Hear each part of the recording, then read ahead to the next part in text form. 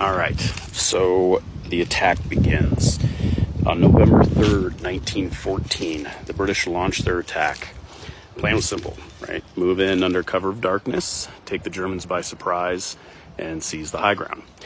But, as with every single military plan, especially if you've been in the military, you know this to be true, man plans, God laughs, and it went sideways, right? So the Germans were dug in. They had snipers positioned on the hills, machine guns covering key approaches, and the Askari troops knew the terrain inside and out, right?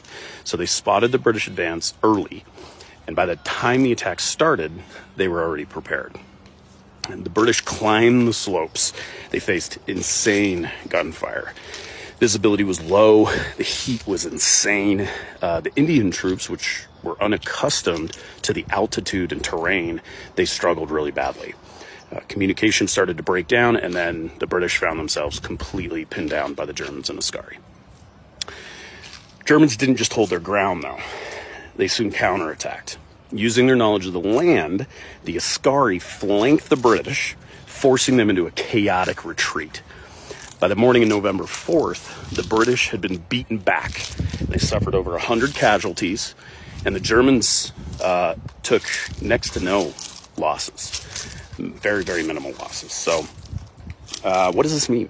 Was it just a minor skirmish, or did it have a bigger impact on the East Africa campaign? In the next video, we're going to talk about the aftermath of all of that. But before I jump into that, I just want to pay a little bit of respect, right? Again, the reason I do this is for them, right?